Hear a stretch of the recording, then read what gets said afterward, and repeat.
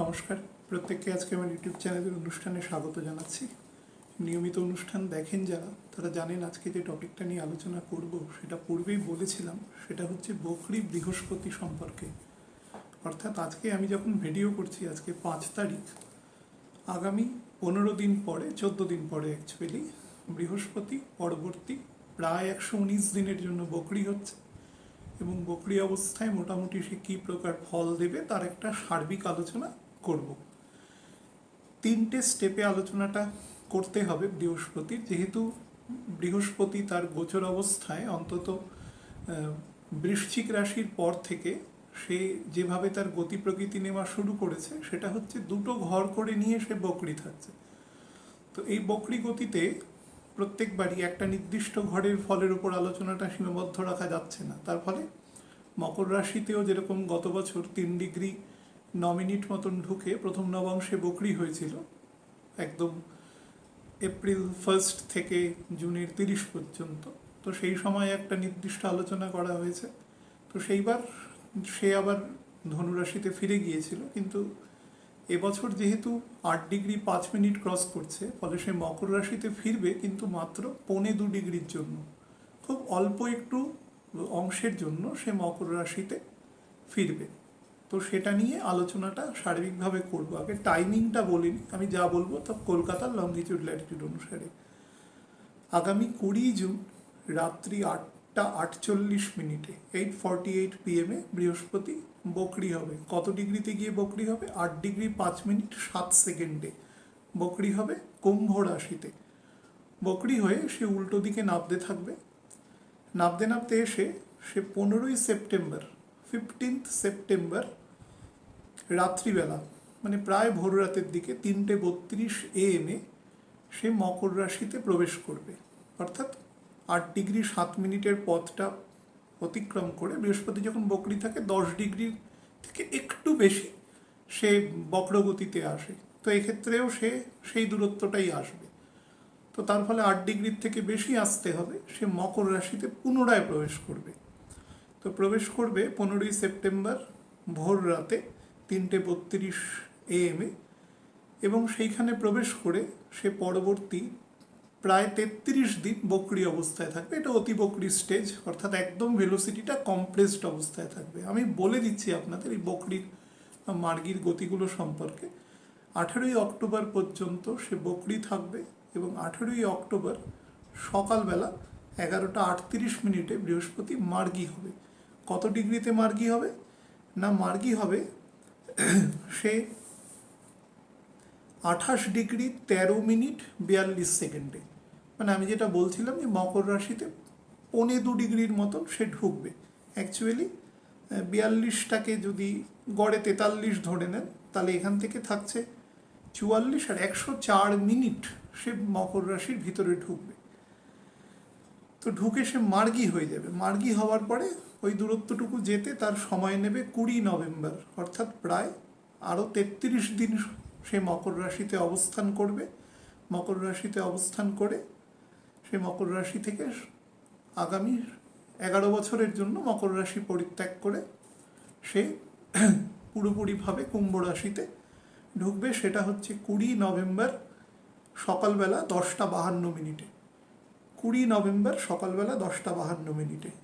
একটু আগে বলে দিচ্ছি, আপনাদের মধ্যে অনেকে প্রশ্ন করে, সেটা হচ্ছে বৃহস্পতি যে কুম্ভ রাশিতে ঢুকবে, কুম্ভ রাশিতে বৃহস্পতির নর্মাল ভেলোসিটিতে থাকবে। অর্থাৎ কুম্ভ রাশিতে বৃহস্পতি আর বকরি হয়ে ফিরে আসবে না।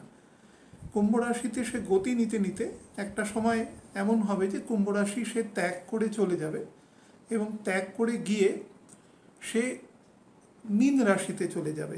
মীন রাশিতে গিয়ে, এবং যেদিন আর কি মীন রাশিতে করবে আর কি, মীন রাশিতে প্রবেশ করবে, সেটা হচ্ছে 22 এপ্রিল।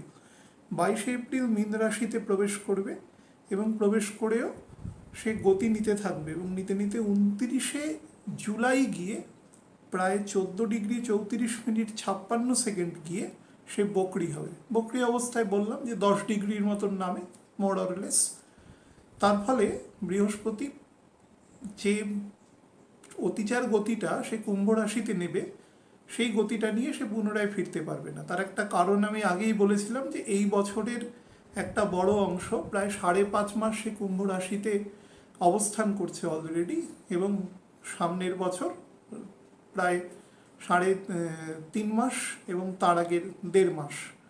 তো এরকম একটা টোটাল যদি কালেকশনটা করে নেওয়া যায়, দেখা যাবে যে প্রায় 10-10.5 মাস মতন বৃহস্পতি যেটা থাকে 11-11.5 মাস, সেটা একটু কম থাকছে এদিকে, ওদিকটায় কম্পারেটিভলি বেশি থেকেছে, অর্থাৎ মেষ থেকে তুলা পর্যন্ত একটু কম্পারেটিভলি বেশি থেকেছে 10-15 দিন করে, সেইটা এখানে মেক আপ করছে। অ্যাকচুয়ালি বৃহস্পতির পুরো একবার 12টা রাশি ঘুরে আসতে 11 বছর 7 মাস সময় লাগে, যেটাকে আমরা নর্মালি 12 বছর ধরে নিই, এক যুগ ধরে কথা বলি। তো সেই অবস্থায় থাকবে, এবং 22শে নভেম্বর সামনের বছর 2022-এ সে বক্র ত্যাগ করবে। তখন তার ডিগ্রি থাকবে 4°48' মীন রাশিতে। বুঝতেই পারছেন, সে আর কুম্ভ রাশিতে প্রবেশ করবে না। তারপরে অতিচার গতি নেবে, অতিচার গতি নিয়ে 2023 সালের এপ্রিল মাসের 21 তারিখ সে পুনরায় মেষ রাশিতে প্রবেশ করবে। এটা হচ্ছে তার সার্বিক গতি। তার মানে বুঝতেই পারছেন, মীন রাশিতে অ্যাকচুয়ালি বৃহস্পতি কিন্তু 1 বছর থাকবে, ঢুকবে, বকরি হবে, মার্গী হবে, তারপরে আস্তে আস্তে সে মেষ রাশিতে প্রবেশ করবে। নর্মাল এই এতদিন পরে বৃহস্পতি একটা রাশিতে এসে পুরোপুরি 1 বছর প্রায় থাকবে। এর গত 3-4 বছর ধরে কিন্তু ভাঙা ভাঙা অবস্থায় থেকেছে। এরপরে হচ্ছে ফল, বৃহস্পতির প্রকৃতি। আগে যে ঘরে রয়েছে তার ফল, বকরি হলে কি হয় তার ফল, এবং তার প্রকৃতি। বৃহস্পতি হচ্ছে সর্বপ্রকার মেটেরিয়াল নলেজ, তার কারকতা হচ্ছে বৃহস্পতির মধ্যে। আমরা বৃহস্পতিকে নর্মালি বোঝাতে গিয়ে বলি উপাচার্য, শিক্ষক, গুরু। গুরু নাম তো তার গুরুত্ব, ইম্পর্টেন্স, বা তার গুরু মানে তার ওয়েট বা তার ভলিউম, সব কিছু দিয়েই তাকে গুরু গ্রহের মর্যাদা তাকে দেওয়া হয়েছে। এবং বৃহস্পতি হচ্ছে সার্বিকভাবে নৈসর্গিক শুভ গ্রহ। সার্বিক, বৃহস্পতির মধ্যে কোনো অশুভ প্রকার নেই। এ নিয়ে বহু আমি চ্যানেলে যখন অনুষ্ঠান করতাম বহু মানুষের সাথে আমার কথা হয়েছে। বৃহস্পতির খারাপ ফল মানে ভালো ফলটা কমিয়ে দেওয়া, এটা প্রথম মনে রাখবেন। খুব রেয়ারেস্ট অফ দ্য রেয়ার ক্ষেত্রে, মানে লেস দ্যান 1% বৃহস্পতি মারক প্রকট হয়। লেস দ্যান 1% আমি বলছি, সেরকম এখানে একটা জায়গা আছে, আমি বলে দেবো সেই জায়গাটা আলোচনার সময়। তো সারা বছরে যদি আপনি দেখেন যে একটা বছরের অন অ্যান অ্যাভারেজ একটা ঘরে বৃহস্পতি যেদিন প্রবেশ করছে সেই দিন থেকে পরের বছরের সেই নির্দিষ্ট দিনের আগের দিনটা পর্যন্ত যে 1 বছর, সেই 1 বছরে দেখা যাবে বৃহস্পতি মোরলেস 118 থেকে 123 দিনের মতন বকরি থাকে। তার মানে 1/3 অফ এ ইয়ার বৃহস্পতি বকরি থাকে। তাহলে আপনি যদি ছক র্যান্ডামলি, আপনি প্রবাবিলিটি ফ্যাক্টরের উপর বলছি, যদি দেখেন তাহলে দেখবেন যে আপনি যা ছক দেখবেন, 2টো ছক দেখলে, তার 3টে ছক দেখলে তার মধ্যে একটা ছক আপনি ইউজুয়ালি দেখতে পাবেন যে তার ছকে বকরি বৃহস্পতি আছে। এই বকরি নিয়ে মানুষের মধ্যে বিভিন্ন রকম মানে মত আছে যে থাকা ভালো, ভালো নয়। এই মতে আমি, এটা হচ্ছে স্ট্যাটিক মত, সেই মতে আমি এই মুহূর্তে আলোচনায় যাচ্ছি না। আমি শুধু এইটুকু বলছি যে কোনো গ্রহ যখন বকরি হয় তার প্রকৃতি হচ্ছে সে পৃথিবীর কাছাকাছি থাকে। কাছাকাছি মানে তার কক্ষপথের মধ্যেই কাছাকাছি থাকবে। অর্থাৎ দুটো গ্রহ, দুটো তার নির্দিষ্ট উপবৃত্তাকার কক্ষপথে সূর্যকে পরিভ্রমণ করছে। এই পরিভ্রমণ করতে করতে যতটা মিনিমাম কাছে আসা যায় সেইটা হচ্ছে অবস্থান বকরি ফেজটাতে। বকরি ফেজে কোন সময় সব থেকে কাছাকাছি আসে, এটাও একটা প্রশ্ন আছে। কোন সময় একটা আপনি যদি একটা বকরি, আমি ছবি এঁকে বহুবার বলেছি দেখাবো, আপনি মনে করুন যে একটা সার্কেল বা একটা সেমি সার্কেলের একটা আর্চ আপনি নিয়েছেন, একটা বেঁকা মতো অংশ, কাটার মতন বেঁকা, ধনুকের যে অংশটা, অংশটা, সেটাকে আপনি নিয়েছেন। সেই অংশটার মধ্যেখানে পৃথিবী রয়েছে, বৃহস্পতি ঢুকতে ঢুকতে আসছে, ঢুকে বেরিয়ে যাচ্ছে। তো একদম মিড পয়েন্টে এসে বকরির যখন মানে 118 দিনের 19 দিনের যে বকরি, তার মোটামুটি হাফ ডে, 58-59 দিনের মাথায় বৃহস্পতি পৃথিবীর সব থেকে কাছাকাছি অবস্থায় থাকবে। এই ভেলোসিটিটাকে এই এই যে পার্টিকুলার ভেলোসিটি আছে, এই ভেলোসিটিটাকে বলা হয় নর্মাল নর্মাল বক্র ভেলোসিটি। নর্মাল, আমরা 8 রকম ভেলোসিটি জানি তো, গ্রহ যে বকরি চলে বা মার্গী চলে, যে অবস্থাতে 4 রকম করে গতি আছে। তো 4 রকম গতির মধ্যে প্রথম যে গতিটা, গ্রহ যখন নর্মাল ভেলোসিটিতে চলে, সেটা হচ্ছে শীঘ্র গতি। বহু জায়গায় শীঘ্রতম, শীঘ্রতর বিভিন্ন রকম আছে। শীঘ্র গতি অর্থাৎ দ্য হাইয়েস্ট ভেলোসিটি, বৃহস্পতি যখন মোটামুটি 12 মিনিটের ওপরে একটা ঘরে থাকে, 13 মিনিট 14 মিনিট করে যখন থাকে, তার থেকে কমটা হচ্ছে, প্রথমটা হচ্ছে শীঘ্রতর বা শীঘ্রতম, তারপরে নিচেরটা হচ্ছে শীঘ্র, অর্থাৎ 12 ডিগ্রির কাছাকাছি যখন থাকে। আমি কিন্তু উল্টো দিকে আসছি, অর্থাৎ বৃহস্পতি বা যে কোনো গ্রহ যখন বক্রি হতে চলেছে, তার গ্রহটার গতিটা যখন কমতে থাকছে, আমি সেইভাবে আলোচনাটা করছি যাতে সুবিধে হয়।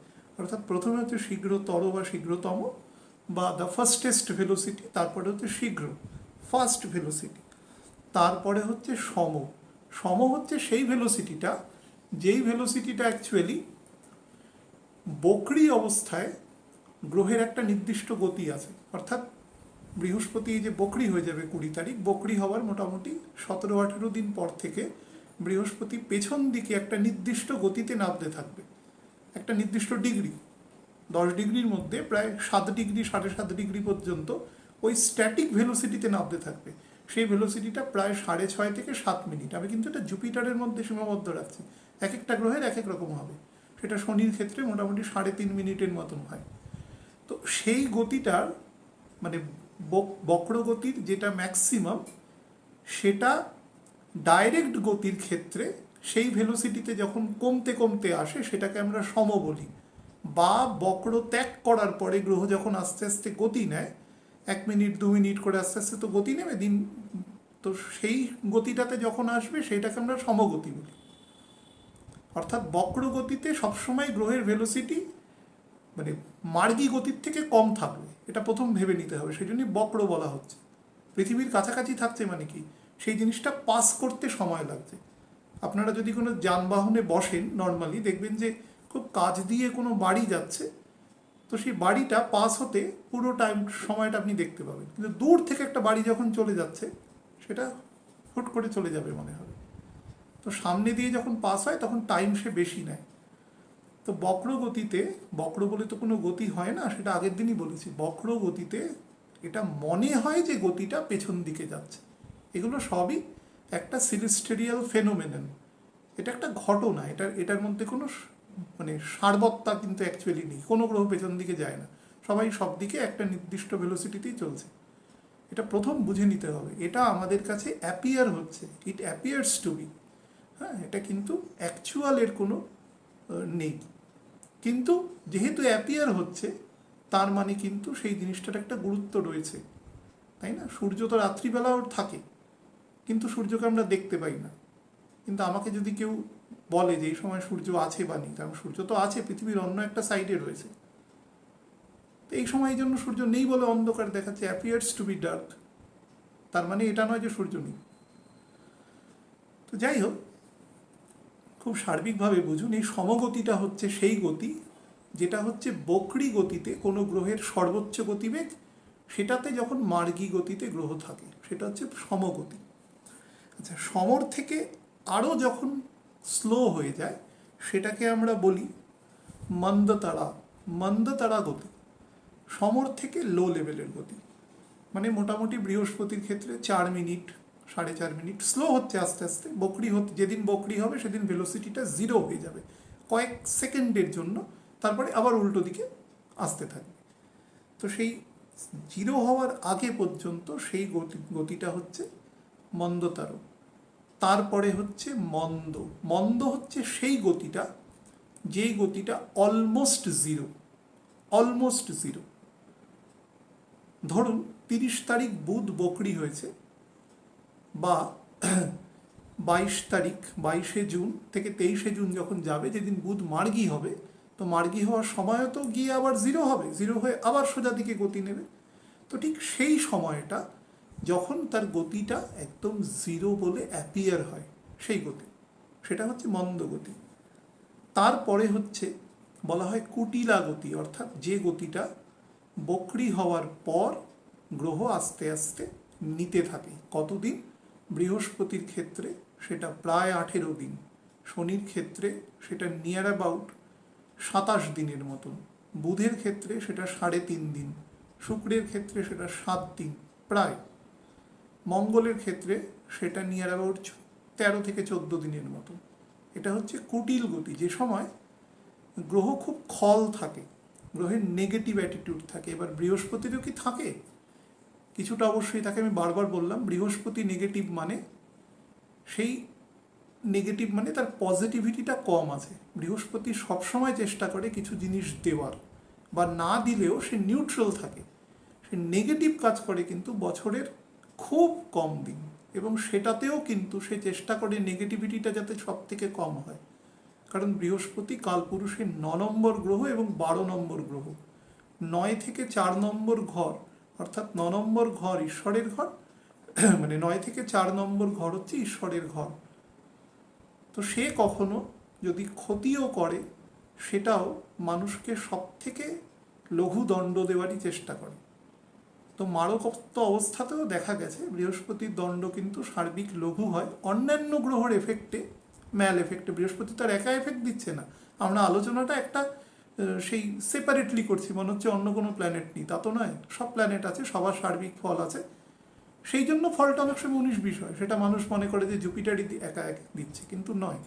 সবাইকে যদি সেপারেটলি আইডেন্টিফাই করা হয়, একদম আমাদের প্রাথমিক যে বই, অর্থাৎ শ্রীভিগুর যে আমাদের বই আছে, বা পরবর্তীকালে লঘু পরাশরী ঘোড়া, সূর্য সিদ্ধান্ত, সমস্ত বইতে কিন্তু মানে একদম স্পেসিফিক্যালি বলা রয়েছে এ সম্পর্কে। ঠিক আছে, তারপরে হচ্ছে অনুবক্র, অর্থাৎ বক্রী গতিতে সে কিছুটা গতি নিয়েছে। তারপরে হচ্ছে বক্র, অর্থাৎ বক্রী গতিতে এই বক্রটা হচ্ছে সমর সমান, অর্থাৎ যখন ম্যাক্সিমাম ভেলোসিটিতে আছে। অর্থাৎ আমি কি করলাম, আমি একটা গ্রহকে বক্রর দিকে নিয়ে যাচ্ছি, বক্রী হলো, বক্রী হওয়ার পরে তার গতিটা কীরকম, অর্থাৎ বক্র ছাড়া পর্যন্ত। তারপরে হচ্ছে একদম শেষ যে গতিটা, মানে অনুবক্রর পরে, সেটা হচ্ছে বক্র, অর্থাৎ যখন সে আবার মার্গী হওয়ার জায়গায় গিয়ে দাঁড়াবে। তার মানে মার্গী হওয়ার জায়গায় গিয়ে দাঁড়াবে মানে সে মন্দতে গিয়ে দাঁড়াবে, মিডিল ফেজটাতে গিয়ে দাঁড়াবে। ছবি এঁকে বোঝাতে পারলে সুবিধে হতো। আমি গ্রহগুলির গতি বলে যাচ্ছি, শীঘ্রতর, শীঘ্র, সম, মন্দতারা, তারপরে হচ্ছে মন্দ, কুটিল, অনুবক্র, বক্র। এ হচ্ছে 8 প্রকার গতি। আমি কেন 8 প্রকার, এই 8 প্রকার গতি কিন্তু সবার ক্ষেত্রে প্রযোজ্য, একমাত্র শুক্র ছাড়া। মনে রাখবেন, শুক্রের ক্ষেত্রে কিছু ডিফারেন্স আছে। শুক্র এই বছরের একদম শেষের দিকে বক্রী হবে। যখন বক্রী নিয়ে আলোচনা করব, শুক্র এর মধ্যে একটা গতিকে ভোগ করে না, অর্থাৎ 7টা গতি অ্যাকচুয়ালি ভোগ করে। সেটা সেপারেটলি বলবো। বলেছি শুক্র সবার থেকে আলাদা। শুক্রর মধ্যে নর্মালি যে রাক্ষসীয় প্রবৃত্তি সেটা আছে বলি শুক্র সেটাকে সবসময় বুঝিয়ে দেয়। আর রবিচন্দ্র, রাহুকেতুর ক্ষেত্রে এগুলোর কোনোটাই প্রযোজ্য নয়, কারণ রবিচন্দ্র সবসময় ডাইরেক্ট এবং রাহুকেতু সবসময় বক্রী এবং সমগতি সম্পন্ন, যেহেতু পৃথিবীর থেকে ডাইরেক্ট দেখা হচ্ছে। তো যাই হোক, এবছর শুক্র 19শে ডিসেম্বর 2021 থেকে মোটামুটি 29শে জানুয়ারি, প্রায় 41 দিন শুক্র বক্রী থাকবে। তো সেই সময় মকর রাশিতে 2 ডিগ্রির থেকে বেশিতে ঢুকে বক্রী হবে, তারপরে ধনু রাশিতে নেমে আসবে প্রায় 17 ডিগ্রির কাছাকাছি, 16 ডিগ্রি 56 মিনিটে নেমে আসবে। সেই সময় এটা নিয়ে আলোচনা করব। শুক্র একটা গতি কিন্তু কম পায়। তো বৃহস্পতি কি করে? বৃহস্পতি সার্বিক জ্ঞান বা পরামর্শের প্ল্যানেট, সার্বিক জ্ঞানের প্ল্যানেট, এডুকেশনের প্ল্যানেট, স্প্রেড অফ এডুকেশনের প্ল্যানেট। এবং মনে রাখবেন, আমাদের যত রকম মেটেরিয়াল নলেজ আছে, যত রকম, যে মেটেরিয়াল নলেজকে ভোগ করে আমরা পরবর্তীকালে স্পিরিচুয়াল পথে যেতে পারি, সেই পথের পেডিস্টালটা জুপিটার রচনা করে দেয়। এবং শিক্ষক, উপাচার্য, গুরু যা আছে সব হচ্ছে জুপিটারকে ইন্ডিকেট করে। লাইট, লাইট মানে যেখানে ইগনোরেন্স, যেখানে অজ্ঞানতার শেষ হয়, সেটা হচ্ছে বৃহস্পতির ইন্ডিকেটর। সন্তোষ, আমাদের পরিতৃপ্তি, যে কোনো বিষয় আমরা একটা জিনিস, একটা কাজ করে সন্তুষ্টি পেলাম, অর্থাৎ বৃহস্পতি কিন্তু সার্বিক সাত্ত্বিক কাজের সাথে যুক্ত। সাত্ত্বিক এবং রাজসিকের কম্বিনেশন হচ্ছে জুপিটার। তামসিক কিন্তু জুপিটারের মধ্যে নেই। সাত্ত্বিক পার্ট আছে এবং রাজসিক পার্ট আছে, 50-50 আছে এখানে। তার সাথে মানে পরিষ্কার ব্যাপার যে পেশেন্স, মানুষের ধৈর্য, অন্তত একটা শনি অসীম ধৈর্যের কারক, সেটা অন্য ব্যাপার, সেটা তো সেজদের ধৈর্য, সেই ধৈর্য কখনো ব্রেক করবে না। কিন্তু একটা একটু নর্মাল মানুষের থেকে একটু একটু বিশেষ মানুষ হতে গেলে যে প্রকার পেশেন্স থাকা দরকার, সেই পেশেন্সটা কিন্তু জুপিটার বিলং করে। ফ্যামিলি, সুখ, শান্তি, পরিতৃপ্তি, হ্যাঁ, পরিপূর্ণ সংসার, অর্থাৎ সব কিছুর মধ্যে একটা ভরা জিনিস, খালি নয় বা হাফ নয়, হাফ ডান কাজ নয়। হ্যাঁ, বহু সন্তান লাভ, এখানে দেখবেন বহু বইতে লেখা আছে বহু পুত্র লাভ, কিন্তু অ্যাকচুয়ালি পুত্র কন্যার সাথে কিন্তু এ নিয়ে কোনো ভেদাভেদ নেই। ভগবান কোনো জেন্ডার বায়াসনেস করেনি কখনো, দুজনেই অসম্পূর্ণ, দুজনেরই সমান ইম্পর্টেন্স আছে। শাস্ত্রে পরিষ্কার বলা রয়েছে, আপনারা যদি বিষ্ণু পুরাণ বা মৎস্য পুরাণ পড়েন সেখানে পরিষ্কার বলা রয়েছে। এটা আমাদের পরবর্তীকালে এর একটা অপভ্রংশ তৈরি করা হয়েছে, বহু পুরাণ তো রিরিটেন হয়েছে পরবর্তীকালে, সেখানে এগুলোকে এই এক ধরনের ডিস্টর্টেড জিনিসগুলোকে ঢুকিয়ে দেওয়া হয়েছে। আমাদের বৈদিক শাস্ত্রে কোনো জেন্ডার বায়াসনেস নেই, কোথাও বলা নেই। তো এখানে কিন্তু পঞ্চম ভাবের অধিপতি বৃহস্পতি, এবং সেটা কিন্তু সন্তানকে ডিমার্কেট করে। এখানে বহু মানুষ প্রশ্ন করেন আমাকে, পুত্র হবে না কন্যা হবে, অমুক কিছু হবে। এবার প্রবাবিলিটি ফ্যাক্টর, হয় পুত্র হবে বা কন্যা হবে, খুব কম ক্ষেত্রেই অন্যথায় কিছু হতে পারে। তো পুত্র বা কন্যার ক্ষেত্রে যেহেতু 50% প্রবাবিলিটি, একটা মানুষ যদি র্যান্ডামলি বলতে থাকে আপনার পুত্র হবে বা কন্যা হবে, তো তার 50 ভাগ তো মিলেই যাবে, তো সে কিছু তো মিলবেই তার ক্ষেত্রে। কিন্তু অ্যাকচুয়ালি তা নয়। বৃহস্পতি সন্তানের কারক এবং 5th হাউসের ভাবকে সে সবসময় দর্শায়। স্ত্রী লাভ, এক্ষেত্রে কিন্তু ফিমেল ক্যারেক্টার। বৃহস্পতির মধ্যে কিন্তু দেখবেন বইতে এ নিয়ে বহু বিতর্ক আছে, পণ্ডিত একদম ভাস্করাচার্যের সাথে ডাইরেক্ট বিতর্ক আছে। দেখবেন বিভিন্ন, যদি কারোর কাছে বই থাকে, সূর্য সিদ্ধান্ত বা দিক সিদ্ধান্ত থাকে, তাহলে দেখবেন সেখানে উনি বলছেন যে বৃহস্পতি হচ্ছে মা লক্ষ্মীর স্বরূপ, তার মধ্যে সব কিছু পরিপূর্ণ আছে। শুক্রের মধ্যেও সব কিছু পরিপূর্ণ আছে, বরঞ্চ শুক্রের মধ্যে অনেক কিছু বেশি আছে, আর্ট অ্যান্ড কালচারের প্রকৃতিও আছে। কিন্তু আর্ট অ্যান্ড কালচারের যে সমস্ত গুণগুলো রয়েছে, সেই গুণগুলো কি শুধুমাত্র মানে শুক্র আলাদা করে বহন করে? কিছুটা চন্দ্রও বহন করে, রবি তো সর্বপ্রকার গুণকেই বহন করে। তো সেই দিক থেকে হিসেব করলে কিন্তু শুক্র এবং বৃহস্পতি এক জাতীয় নয়, শুক্রের গুণ কিছু বেশি আছে, কিন্তু বৃহস্পতির মধ্যে একটা পরিপূর্ণতা আছে বৃহস্পতির ইম্পর্টেন্সের জন্য। বৃহস্পতি অনেক বড় প্ল্যানেট, পৃথিবী থেকে দূরে থাকলেও তার প্রভাব কিন্তু অনেক বেশি বৃহস্পতি পৃথিবীর ওপরে। তো সেই হিসাবে স্ত্রীকে, অর্থাৎ একটা ফ্যামিলি যেটার দ্বারা পরিপূর্ণতা লাভ করে, তার সন্তান, পরবর্তী জেনারেশন, পরিবারের বাঁধন, সমস্ত কিছু স্ত্রী থেকে লাভ হয়। সেই জন্য স্ত্রীকে ইন্ডিকেট করে জুপিটার। আমরা ছক দেখার সময় বা জটক বিচার করার সময় শুধুমাত্র বিবাহকারক গ্রহ, অমুক তমুক, এই মাঙ্গলিক আছে কিনা, কালসর্প আছে কিনা, সাধারণ মানুষের রাশি মিলল কিনা, গণ মিলল কিনা, এসব বিভিন্ন রকম মানে একটা হাফ ডাম কোয়েশ্চেন মানুষ করেন। কিন্তু প্রথম যেটা দেখতে হয় জুপিটার ঠিক আছে কিনা। মঙ্গলকে তো অবশ্যই দেখতে হয়, কিন্তু শুক্র চন্দ্রের সাথে জুপিটারকেও দেখতে হয়। জুপিটার ভালো আছে মানে সেইটার মধ্যে একটা ডিউরেবিলিটি আছে, একটা টেকসই ব্যাপার আছে। সৌভাগ্যের প্রতীক হচ্ছে বৃহস্পতি, যেটা আমি একটু আগে বলছিলাম। সৌভাগ্যের প্রতীক যখন আমরা যখন মা লক্ষ্মীকে যখন পুজো করি, যখন সেখানে, তো সেটা হচ্ছে সৌভাগ্যের সাথে বৃহস্পতি যুক্ত। ধর্মভাবের উন্মেষ, অর্থাৎ প্রাথমিক পদক্ষেপটা যেটা আমি বলছিলাম সেটা তৈরি করে। এবং নতুন কোনো ব্যবসা বা ভেঞ্চার বা কাজের ক্ষেত্রে শুভত্ব কিন্তু বৃহস্পতি দেয়।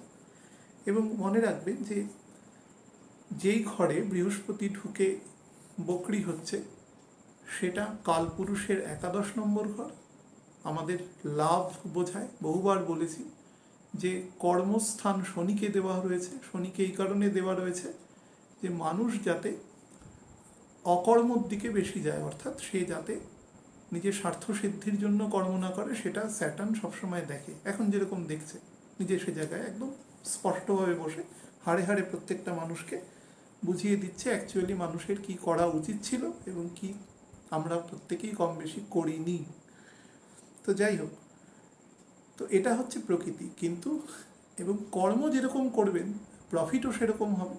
অর্থাৎ প্রফিট আপনার কতটা দরকার সেটা আমরা কিন্তু অ্যাকচুয়ালি আমাদের ডিজায়ারের উপর ডিপেন্ড করে। অর্থাৎ সেই জায়গাটা কিন্তু কলিযুগে রাহু শুক্র মঙ্গল পুরোপুরি অ্যাকুয়ার করে নিয়েছে।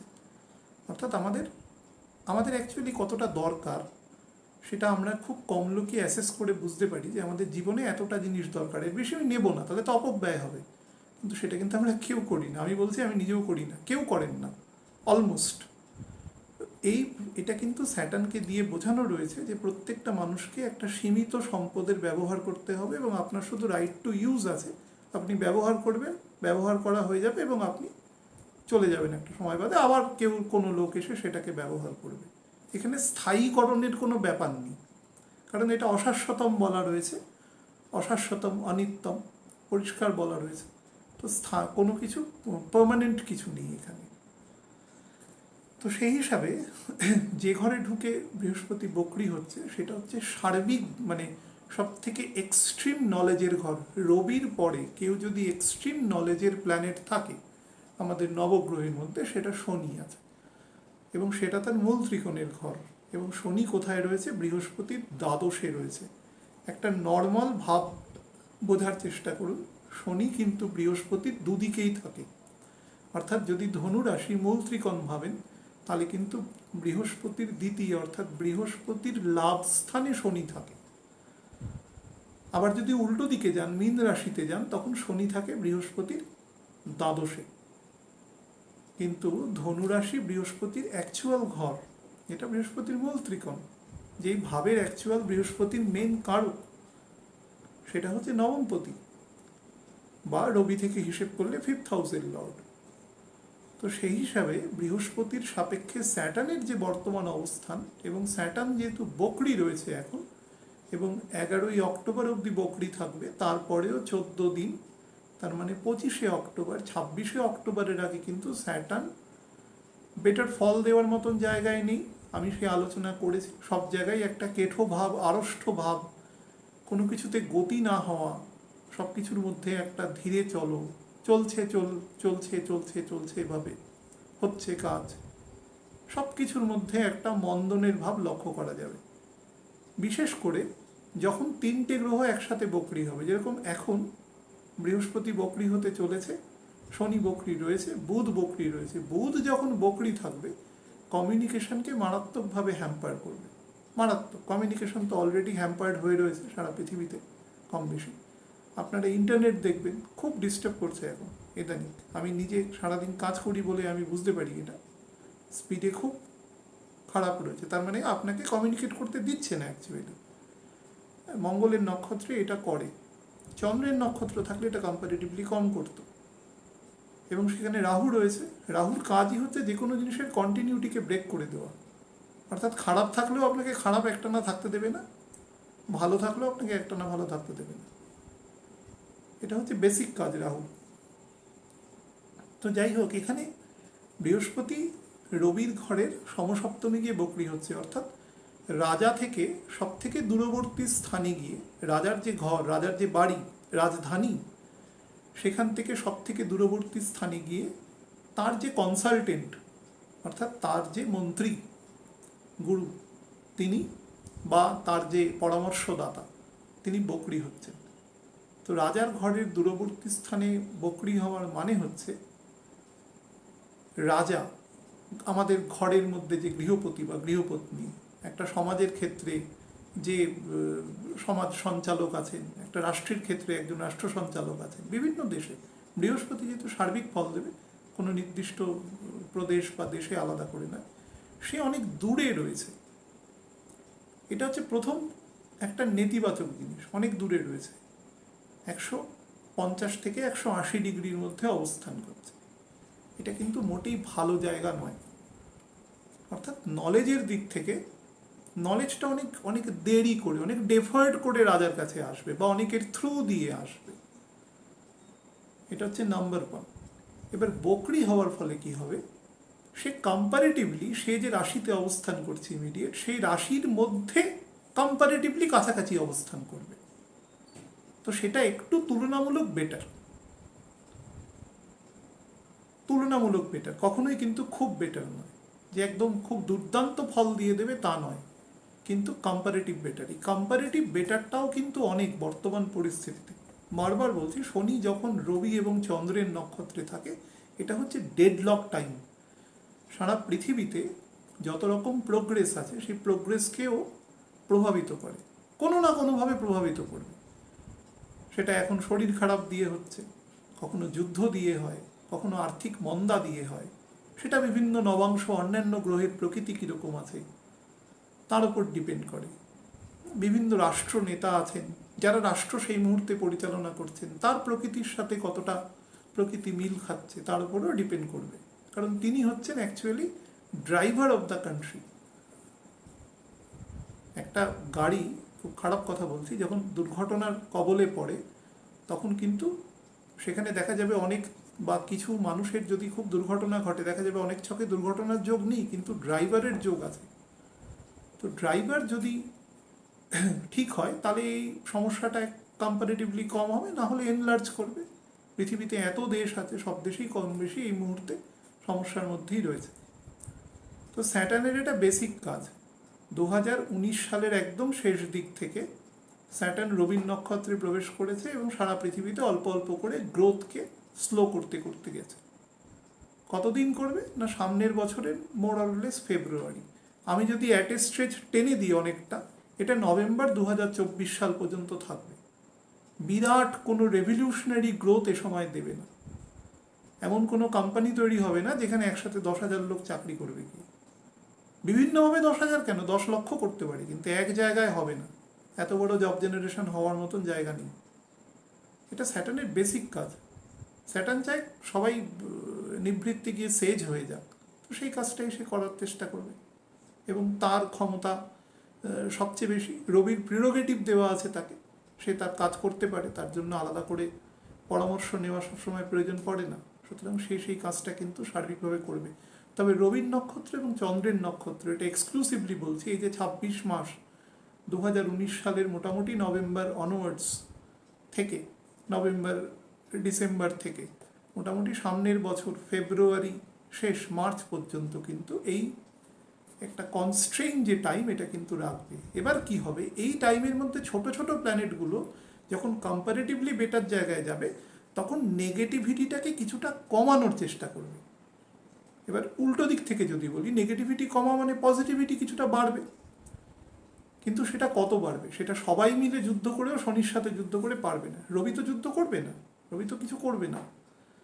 সবাই মিলে অর্থাৎ 5টা গ্রহর মধ্যে বাকি 4 জন যদি স্যাটার্নের বিরুদ্ধে যুদ্ধ করে তবু স্যাটার্নের সাথে লড়াই করে তারা পারবে না। স্যাটার্নের শক্তি এতটাই। সব গ্রহগুলোকে যোগ করুন একসাথে, শনি একটা ঘরে 2.5 বছর থাকে, বৃহস্পতি 1 বছর থাকে, শুক্র 28 দিন থাকে, বুধ 18 দিন থাকে, মঙ্গল 45 দিন থাকে, চন্দ্রকেও যদি ধরে নিই 2.25 দিন থাকে, সব কটা যোগ করুন, সেটা কত হচ্ছে মেরে কেটে 1 বছর 3 মাস, 2.5-3 মাসের মতন সময় হচ্ছে। তার থেকেও শনি এক বছর বেশি থাকে। একটা ঘরে মিনিমাম 2বার বকরি হয়, কোনো গ্রহ হয় না কোনো দিন, সম্ভবই নয় কোনো সময়। একটা ঘরে মিনিমাম 2বার বকরি হয়, 3বারও হয়, যেমন এই মকর রাশিতে 3বার হবে। এবছর যে বকরি হবে, এবছর মার্গী হওয়ার পরে যখন পরের বছর গিয়ে যখন বকরি হবে, মে মাসের বা জুন মাসের শুরুর দিকে বকরি হয়ে আবার মকরে নেমে আসবে প্রায় 25 ডিগ্রির কাছাকাছি সামনের বছর পুজোর অক্টোবর শেষের দিকে। তারপরে আলটিমেটলি 2022-এর অক্টোবর বা 23 জানুয়ারির দিকে একদম পুরোপুরি কুম্ভ রাশিতে গমন করবে। তো স্যাটার্নের পাওয়ারের কাছে কেউ নেই। স্যাটার্ন যখন খারাপ থাকে, আমি কথাগুলো কেন বলছি, স্যাটার্ন যখন খারাপ থাকে, আমাকে বহু মানুষ প্রশ্ন করেছেন যে জুপিটার ভালো জায়গায় যাবে, বকরি হলে আমি শুনেছি যে বকরি গ্রহ বৃহস্পতির মতন গ্রহ ইটসেলফ রাজ্যকারী। হ্যাঁ রাজ্যকারী, কারণ পৃথিবীর কাছাকাছি আছে, সেই জাতকেরও কাছাকাছি আছে জন্মকালীন সময়, যদি আমি স্ট্যাটিক হরোস্কোপ নিই। আর যদি নন স্ট্যাটিকও নিই, এই মুহূর্তের গোচর হরোস্কোপ নিই, তো 118 দিন পৃথিবীর কাছাকাছি থাকবে। তো সে শুভ ফল দেওয়ার চেষ্টা করবে, তার ঘর অনুসারে পৃথিবীর কাছাকাছি থাকবে। তো অবশ্যই বৃহস্পতি শুভ ফল কারো, কিন্তু বৃহস্পতির দ্বাদশে শনি বসে রয়েছে এবং সেও চন্দ্রের নক্ষত্রে বকরি রয়েছে। বৃহস্পতি একমাত্র তার ঘর থেকে অষ্টম ঘরে গিয়ে বকরি হয়, তুঙ্গ হয়, তার নিজের মূল ত্রিকোণ থেকে। প্রশ্ন করেছিলাম অনেকদিন, কেউ কোনোদিন উত্তর দেয়নি কেন 8th হাউসে গিয়ে তুঙ্গ হয়। আজকে আবার রাখলাম, কেউ পারলে উত্তর দেবে জানা থাকলে। অনেকেই জানে। তো সেই ঘরের যে লর্ড, তাকে স্যাটার্ন নিয়ে, শ্রবণা নক্ষত্রকে নিয়ে রয়েছে। তো তার ফলে যে বৃহস্পতি যে প্রসপারিটি, যে স্প্রেড অফ এডুকেশন, নলেজ এবং তার সাথে সমৃদ্ধি, অর্থের কিছুটা অন্তত গ্রোথ, এগুলো করবার চেষ্টা করবে, সেটা শনি পুরোপুরি হ্যাম্পার করে দেবে। কিন্তু দুজনের মধ্যে লড়াইতেও কিছুটা টিপ অফ দ্য আইসবার্গ দেখা যাবে। যেই কথাটা আমি বলছিলাম, যেটা একটা কম্পারেটিভ বেটার টাইম দেবে, সেটা হচ্ছে মোটামুটি এই মাসের 14-15 তারিখ থেকে দুর্গাপুজোর পর পর্যন্ত, 18-19 তারিখ পর্যন্ত, মানে শনি বকরির ফেজে আমি বলছি, এটা দেবে। এবার এই ফেজের মধ্যে একটা সময় থাকবে, যেটা হচ্ছে 27শে সেপ্টেম্বর থেকে 18ই অক্টোবর পর্যন্ত বুধ বকরি থাকবে। এই বুধ যখন বকরি থাকবে, বুধ বকরি থাকবে অ্যাকচুয়ালি তুলা রাশির একদম প্রথম দিক থেকে কন্যা রাশির একদম শেষ দিক পর্যন্ত। এই ফেজটাতে বুধের বক্রতাটা থাকবে। তো এই বক্রতাটা কিন্তু খুব হানিকারক বক্রতা, এটা খুব নেগেটিভ বক্রতা। এবং পরিষ্কার বলা রয়েছে এখানে, আমাদের শ্রীভিগু তার বইতে বলেছে যে বৃহস্পতি সর্বব্যাপী খুশি, আনন্দ এবং ইকোনমিক যে সলিডারিটি, তার কারক। কিন্তু এটা কিন্তু উনি যখন বলছেন, বৃহস্পতিকে এককভাবে বলছেন। আমরা তো এককভাবে আলোচনা করছি না, তাহলে তো আলোচনাটা টোটালি একটা ফলস আলোচনা হয়ে যাবে। শনিকে কনসিডার করতেই হবে, কারণ স্যাটার্ন তার দ্বাদশে বসে রয়েছে চন্দ্রের নক্ষত্র নিয়ে। ফলে সে কখনো ফুলফিল করতে দেবে না। হয়তো একটা দিকে কেউ কিছুটা এগোলো, আরেকটা দিকে অনেকটা পিছিয়ে গেল, বা স্ট্যাগনেন্ট করে দিল। স্ট্যাগনেন্ট করে দেওয়া মানেও তো পিছিয়ে যাওয়া, সময় তো এগোচ্ছে সবসময়। তো সেই হিসাবেও মাথায় রাখবেন যে মানুষের কিছুটা হলেও স্বস্তি প্রদান করবে, কিন্তু যতটা প্রদান করার মতন জায়গা আছে ততটা দেওয়া সম্ভব নয়। আজ থেকে 12 বছর আগে, মোটামুটি 11.5 বছর আগে, 2010 সাল নাগাদ বৃহস্পতি যখন কুম্ভ রাশি দিয়ে প্রবেশ করেছে বা এখানে বকরি ছিল, সেই সময় কিন্তু কম্পারেটিভলি বেটার ফল দিয়েছে, কারণ শনি তখন কোথায় ছিল না, কন্যার ঘরে ছিল। তো তার ফলে ফল দিয়েছে। কিন্তু বর্তমানের পোস্টিং কিন্তু একেবারেই ফল প্রদানকারী নয়, কারণ ওই জায়গাটা স্ট্যাগনেন্ট জায়গা। ধনু রাশির 26°40' থেকে মকর রাশির 23°20' পর্যন্ত, এই যে জায়গাটা টোটাল 26°40', এই ফেজটা স্যাটার্ন যে 26 মাসে অতিক্রম করবে, এইটা কিন্তু স্ট্যাগনেন্ট জায়গা। এটা গ্রোথ বা ডেভেলপমেন্টের ক্ষেত্রে একেবারে কারক নয়, কোনো না কোনোভাবে থামানোর চেষ্টা করবে।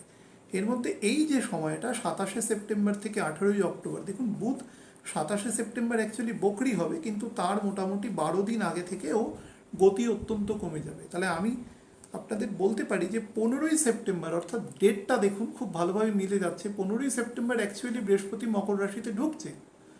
তো 15ই সেপ্টেম্বর থেকে কিন্তু 18ই অক্টোবর, অর্থাৎ যেই দিন বুধ বক্রত্যাগ করবে সেই দিন বৃহস্পতিও বক্রত্যাগ করবে।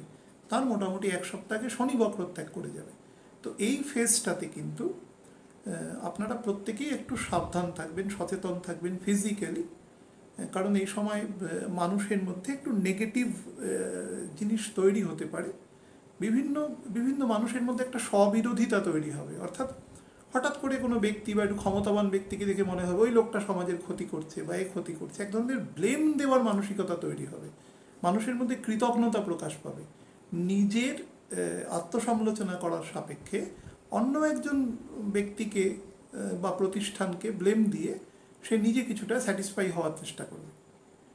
এটা এক ধরনের সাইকোলজিক্যাল ডিসঅর্ডার বলা যায় এই টাইমটা, এই সময়টা কিন্তু। এবং যেটা নিয়ে বলা হচ্ছে যে আমাকে বহু মানুষ প্রশ্ন করেছে, আমি এই তথ্যগুলো বলতে চাই না, তৃতীয় ওয়েভ বা থার্ড ওয়েভ কখন আসতে পারে, সেটা কিন্তু মোর অরলেস অগাস্টের, যদি আসে, ভগবান না করুক যেন না আসে, যদি আসে সেটা অগাস্টের একদম ফ্যাগ এন্ড বা সেপ্টেম্বর মাসের 10-12 তারিখের পর থেকে এইটা অ্যাক্টিভ হওয়ার জায়গা রয়েছে। কারণ 3টে প্ল্যানেট একসাথে বকরি হয়ে যাবে, বকরি থাকবে অ্যাকচুয়ালি, এবং শুক্রের ভেলোসিটিও সেই সময় কমে আসবে।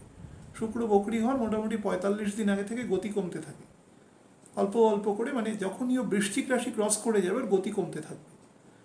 তো তার ফলে একটা কিন্তু শুক্র মানে জল, মানে ঠান্ডা লাগার প্রবণতার, এই সময় এমনিতে একটা সিজন চেঞ্জের টাইম আছে, ঠান্ডাও এবার প্রচণ্ড পড়বে।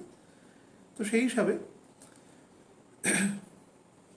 এই ভাইরাসিফিকেশন হওয়ার একটা, বা সেই সময়ে একটু প্রবণতা বেড়ে যাওয়ার একটা সম্ভাবনা রয়েছে। কিন্তু এই সমস্ত সম্ভাবনাটাই মোটামুটি 26শে অক্টোবরের পর থেকে কিন্তু কাম ডাউন হওয়া শুরুও হয়ে যাবে, আস্তে আস্তে কমতেও শুরু করবে।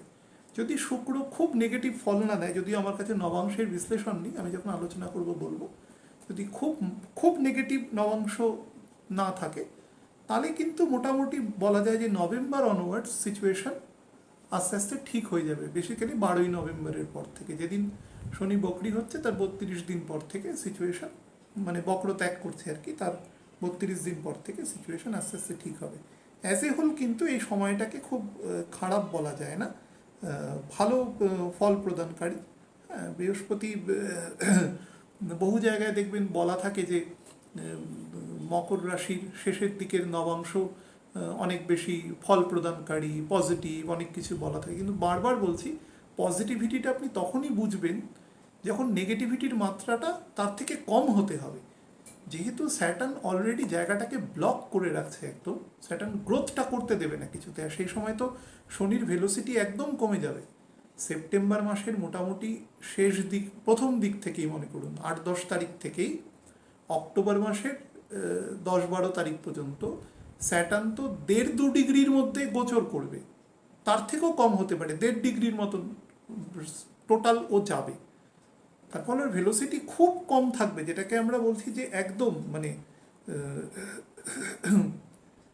কুটিল, যেটাকে আমরা বলছি কুটিলা ভেলোসিটি, সব থেকে খারাপ ভেলোসিটি, কম, একদম ম্রিয়মান। তো সেই হিসাবে নেগেটিভিটিটাকে কিন্তু আরও বাড়িয়ে দেবে, করতে দেবে না কাজ, সমস্ত জায়গায় শ্লথতা এনে দেবে, কোনো কাজ একবারে হতে দেবে না। তার ফলে যারা একটু ফিউচার দেখে কাজ করেন বা দূরদৃষ্টি সম্পন্ন, তারা এখন থেকে কাজটাকে একটু চ্যানেলাইজ করে রাখলে সেই সময়টা, কারণ সেপ্টেম্বরের 8-10 তারিখ থেকে কিন্তু অক্টোবরের প্রায় ফ্যাগ এন্ড পর্যন্ত 26 তারিখ পর্যন্ত সময়টা কিন্তু ভালো দেবে না, ইন অল আসপেক্ট ভালো দেবে না। মানুষের মধ্যে হর্ষ উল্লাস থাকবে, কারণ শুক্র এবং বুধ প্রায় কাছাকাছি জায়গা দিয়ে পাস করবে ধনুর, ক্ষমা করবেন, তুলা রাশি বা এই জায়গা থেকে। তার ফলে মানুষের মনের মধ্যে ইচ্ছা থাকবে, কিন্তু ইচ্ছাকে সে উদযাপন করতে পারবে না ডিউ টু স্যাটার্ন, কারণ স্যাটার্নের ডিরেক্ট দৃষ্টি আছে শুক্রের ঘরে, চন্দ্রের ঘরে, সো সে করতে দেবে না।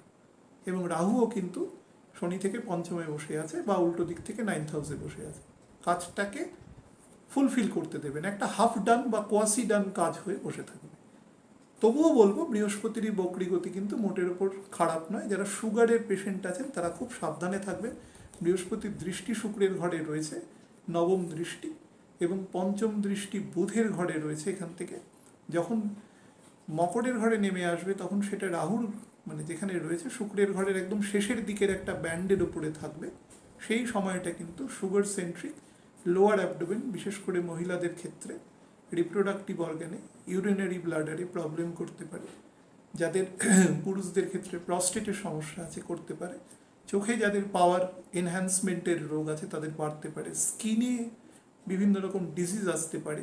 চুল উঠে যাওয়ার প্রবণতা থাকতে পারে। চুলে পাক ধরার প্রবণতা থাকতে পারে। যারা একটু নিজের লুক নিয়ে একটু বেশি সচেতন তারা এই সময়টা কিন্তু শরীরের প্রতি নজর দেবে। আর একটা হচ্ছে ঠান্ডা লাগার প্রবণতা কিন্তু অত্যন্ত বৃদ্ধি করবে, অত্যন্ত। বকরি বৃহস্পতির নবাংশগুলো যেগুলো আছে, ঠান্ডা লাগার প্রবণতা অত্যন্ত বৃদ্ধি করবে। সেদিক থেকে প্রত্যেকেই অন্তত, যেহেতু একটা প্যান্ডেমিক সিচুয়েশান আছে, প্রচুর বিধিনিষেধ আছে সরকারি স্তরে, সেগুলোকে মান্য করে চলবেন। এবং দেখবেন একটা জন আক্রোশ তৈরি হতে পারে এই সময়টা, এই সেপ্টেম্বরের শেষের দিক থেকে অক্টোবরের প্রায় ফ্যাগ এন্ড পর্যন্ত বিভিন্ন প্রতিষ্ঠাবান প্রজ্ঞাবান ব্যক্তির বিরুদ্ধে একটা জন আক্রোশ তৈরি হতে পারে। এবং সেটাকে প্রত্যেকেই চেষ্টা করবে সেটা যেন এমন পর্যায়ে না চলে যায় যাতে একটা বিশৃঙ্খলা সৃষ্টি হয়, কারণ বিশৃঙ্খলা করে কোনো কাজই বেটার জায়গায় যাওয়া যায় না। তো এবং যুদ্ধ বা যুদ্ধ একটা ভাব, একটা সেই সময় সিজ ফায়ার ভায়োলেশন, এগুলো আমাদের যেহেতু দুই পড়শি দেশের সাথেই সম্পর্ক খুব একটা বেটার নয়, তার ফলে সেই সময় এই ধরনের ঘটনা কিন্তু বাড়তে পারে। তো সেই সময় একটু সাবধানে থাকবে, সবসময় চেষ্টা করবে খারাপ সময়টা যত সম্ভব চুপ করে থাকা যায়, কম্পারেটিভলি পিস অ্যান্ড ট্র্যাঙ্কুইলিটির মধ্যে নিজেকে রাখা যায়, ধ্যান করবে। আর একটা জিনিস শুধু বলে দিই, গ্রহণে মন্ত্রসিদ্ধ নিয়ে প্রচুর মানুষ বলেছে, যে কোনো মন্ত্রসিদ্ধই গ্রহণের সময় করা যায়। বিশেষ করে এই গ্রহণ তো বেশ বলি গ্রহণ, যদিও ভারতবর্ষ থেকে এই গ্রহণ দৃশ্য নয়, তবুও বলি গ্রহণ। তো গ্রহণে যে মন্ত্র সিদ্ধ করতে চান চেষ্টা করতে পারেন। সেই গ্রহণের যে টাইম আমি অলরেডি বলে দিয়েছি, তো সেই টাইমের মধ্যে মন্ত্র সিদ্ধ করা সেটা বেটার ফল দেবে। ভালো থাকবেন প্রত্যেকে। এই ভিডিওটা নিয়ে বহু মানুষের প্রশ্ন ছিল 1 মাস ধরে, তো পারলে একটুখানি শেয়ার করবে যাতে অন্য লোকও দেখতে পায়। নমস্কার।